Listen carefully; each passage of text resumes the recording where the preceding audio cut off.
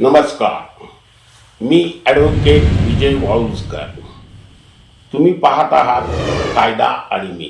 मित्रांनो, आज एक मी अतिशय विलक्षण आणि सुमारे 50 वर्षापूर्वी घडलेली एक हकीकत सांगणार आहे. 50 वर्षापूर्वी अलाहाबाद हायकोर्टामध्ये रामशास्त्रीचा आत्मा उतरला आणि त्या रामशास्त्रीने जो निर्णय दिला तो निर्णय ऐतिहासिक होता आणि संपूर्ण देशाची समीकरणं त्या ऐतिहासिक निकालानं बदलून गेली.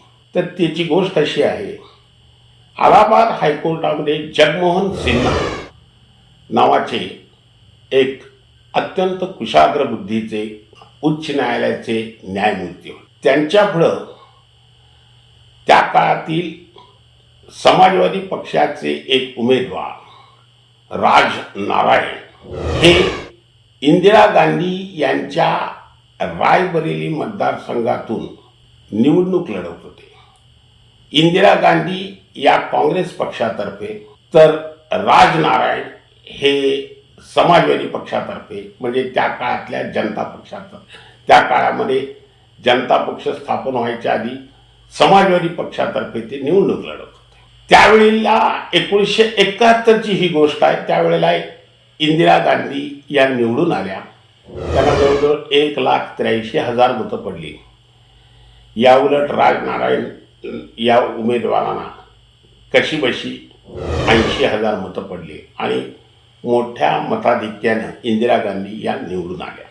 मात्र ही निवडणूक लढल्यानंतर आणि ही निवडणूक राजनारायण हरल्यानंतर त्यांनी अलाहाबाद हायकोर्टामध्ये इंदिरा गांधी यांच्या विरोधात निवडणूक याचिका दाखल करून ही जी 71 सालची जी निवडणूक झाली त्याच्यामध्ये वेगवेगळे आरोप त्यांनी केले आपल्या याचिकेमध्ये.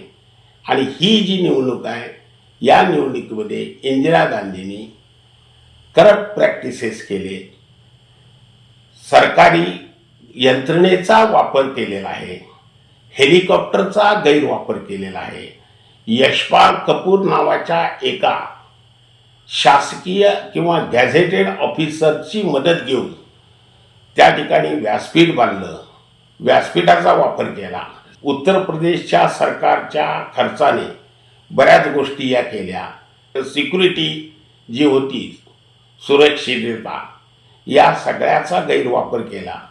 लोकांना घोंगडी वाटप, लोकांना पुन्हा पैसे देणं, डमी उमेदवार उभी करून एक प्रकारे गैरकृत्य केलं, असे अनेक आरोप त्या याचिकेमध्ये राजनारायणनी इंदिरा गांधींच्या विरोधात केले होते. लक्षात घ्या, इंदिरा गांधी या भारताच्या त्यावेळेला पंतप्रधान होत्या. 1966च्या जानेवारीमध्ये जेव्हा लाल बहादूर शास्त्री यांचं निधन झालं आज आकस्मिकपणे, त्यानंतर त्या निवडून आल्या आणि कॅबिनेटच्यामध्ये मतदान होऊन त्या निवडून आल्या आणि मोरारजी देसाईंचा पराभव करून त्या पंतप्रधान 1966च्या जानेवारीमध्ये झाल्या.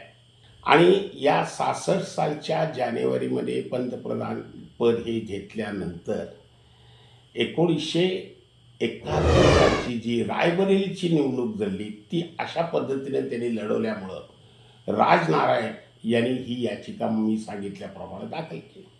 ही या याचिकेची सुनावणी जवळजवळ 4 वर्ष चालली.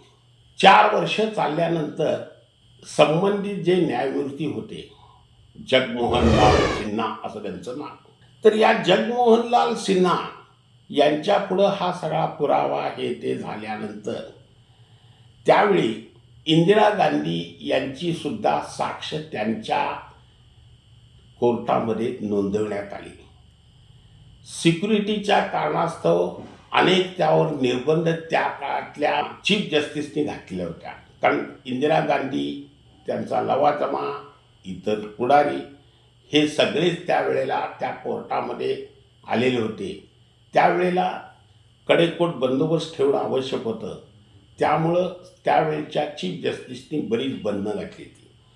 तर अशा अवस्थेत ही केस चालल्यानंतर जसजसे दिवस जात होते तसतसा निकालाचा दिवस आला.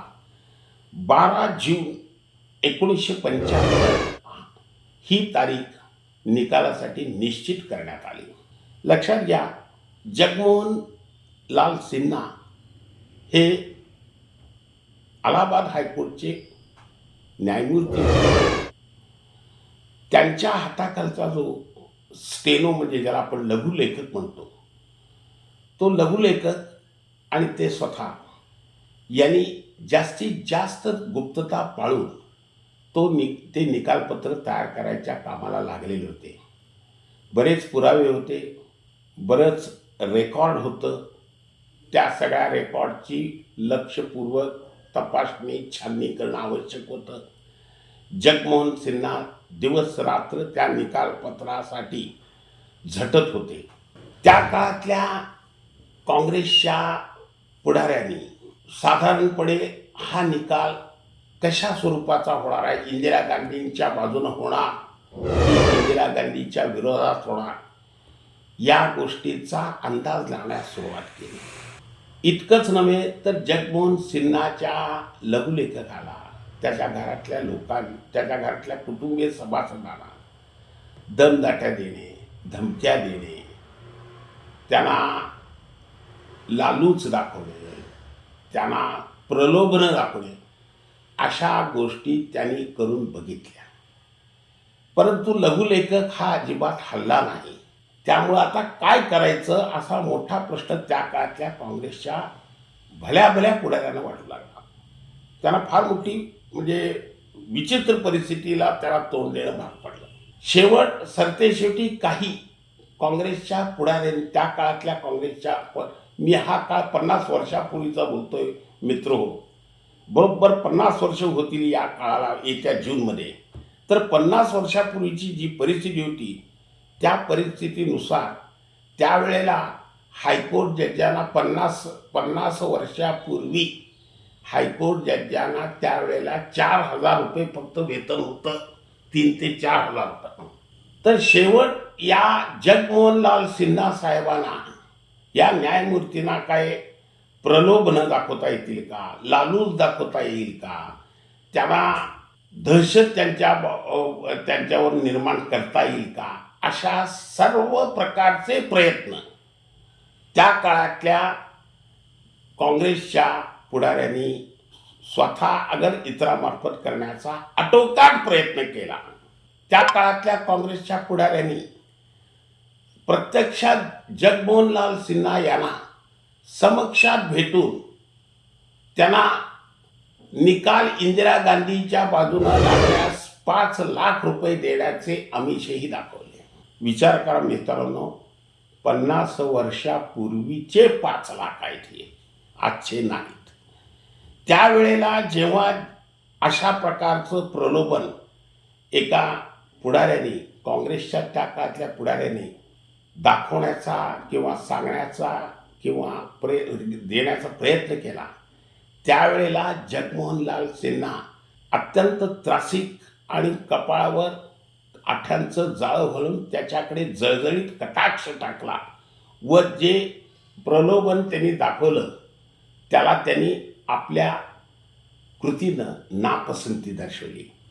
परिस्थिती अशी होती की ते तोंडानं काही बोलू शकत नव्हते, सगळीकडेच दहशत निर्माण झाली होती. त्यानंतर हे नाही आहे शक्य तर आणखी एका काँग्रेसच्या पुढाऱ्यांनी त्या काळातल्या त्यांना ताबडतोब तुम्ही इंदिरा गांधीच्या केसचा निकाल द्या, तुम्हाला ताबडतोब सुप्रीम कोर्ट जजाची बढती देण्याची व्यवस्था केली जाईल, असंही आमिष दाखवण्यात आलं.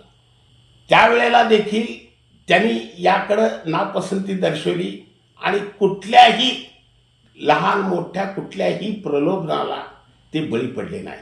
निकालाच्या जूनच्या पहिल्या आठवड्यामध्ये संबंधित लघुलेखकांनी न्यायमूर्ती जगमोहनलाल सिन्हांना सांगितलं की बाबा मला असा असा त्रास व्हायला लागला आहे, माझ्या कुटुंबाची सुरक्षितता धोक्यात आलेली आहे, तर मी आता काय करू, कसं करू, मला मला यातनं मुक्त करा, काहीतरी मला मार्ग दाखवा, असं काकुळतीला येऊन जगमोहनलाल सिन्हांचा लघुलेखक त्यांना विनंती करू लागला.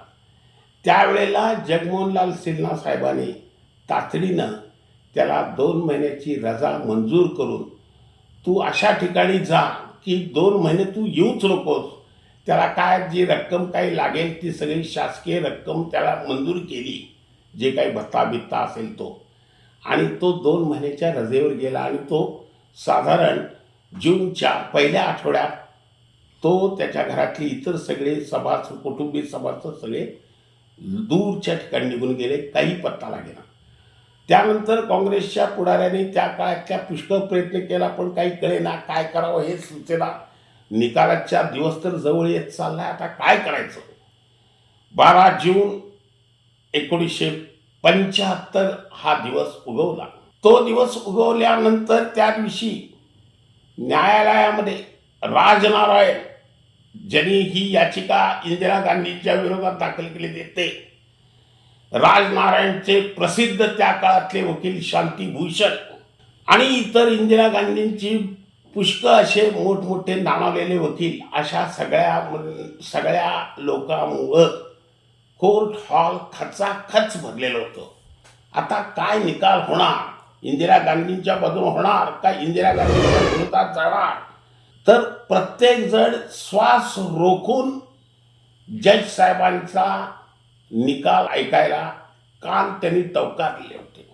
अखेर ठीक 11 वाजता 12 जून 1975च्या सकाळी ठीक 11 वाजता जगमोहनलाल सिन्हा यांनी हा ऐतिहासिक निकाल दिला.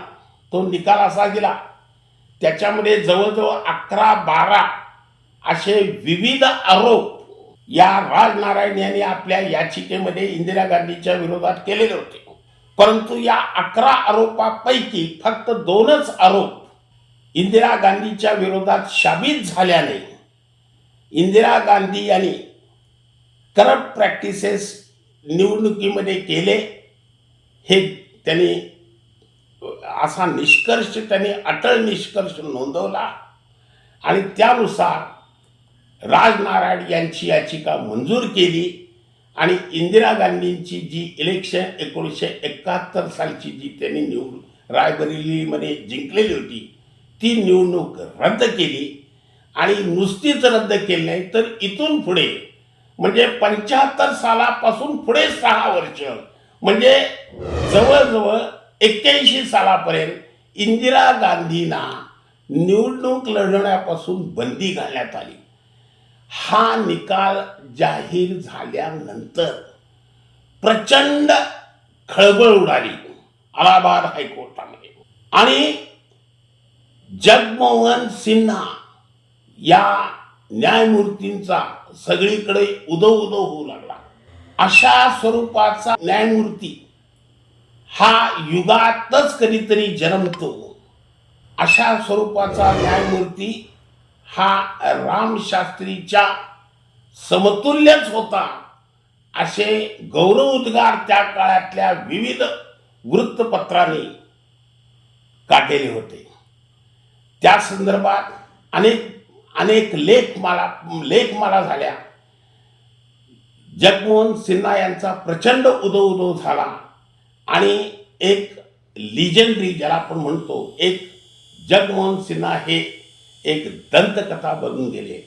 त्यामुळं जगमोहन सिन्हा साहेबांच्या या निकालामुळं आपल्या न्यायपालिकेमध्ये सर्वसामान्य लोकांचा जास्तीत जास्त विश्वास हा बसला. आणि जे काय आहे याच्यामधनं आणखी एक गोष्ट स्पष्ट झाली की या जगात अशी काही लोक आहेत, अशी काही माणसं आहेत, अशी काही रत्न आहेत की 5% माणसं ही या जगात चांगलीच आहेत. आणि या 5% चांगल्या, सद्वर्तन असलेल्या, निष्कलंक असलेल्या, पारदर्शक कारभार करणारे असे 5% या समाजात लोक आहेत. म्हणून तर हे जग चाललेलं आहे. नाहीतर सगळीकडं बेबंदशाही माजली असती.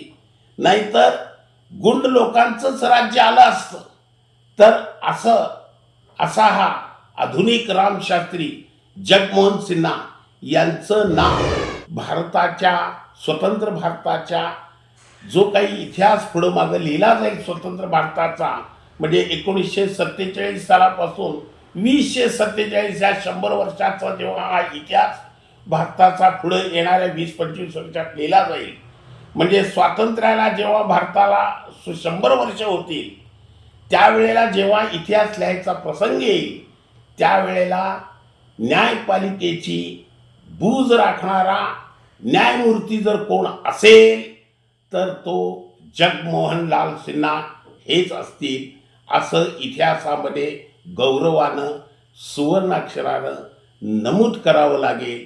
म्हणून या जगमोहन सिन्हा हे आधुनिक रामशास्त्री ठरले आणि त्यांनी न्यायपालिकेची बूज राखली, न्यायपालिकेला एका उच्च स्थानावर नेलं आणि सर्वसामान्य लोकांचा न्यायपालिकेवर कसा विश्वास दृढ होईल हे त्यांनी पाहिलं.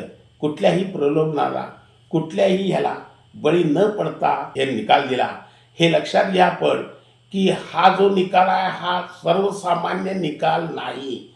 एका प्रत्यक्ष पंतप्रधान या पद भूषवणाऱ्या व्यक्तीच्या विरोधात हा निकाल दिलेला होता. त्यामुळं याचं वेगळंच महत्त्व होतं हे स्पष्ट होतंय. तर या जगमोहनलाल सिन्हा यांची आठवण 50 वर्षानंतर सुद्धा आज मला प्रकर्षानं जाणवते. आजच्या पिढीला जगमोहनलाल सिन्हा कोण होते हे माहीत असायचं काही कारणही नाही आहे आणि त्यांचं काय महत्त्व आहे हेही माहीत असायचं कारण नाही. तर आजच्या या नव्या पिढीला म्हणजे ज्या लोकांचा जन्म 1975 नंतर झालेला आहे त्या लोकांना या जगमोहनलाल सिन्हांचं महत्त्व काय होतं हे कळावं यासाठी मी हा व्हिडिओ तयार केलेला आहे. आपल्याला हा जर व्हिडिओ आवडला असेल तर लाईक करा, शेअर करा, सबस्क्राईब करा. नमस्कार.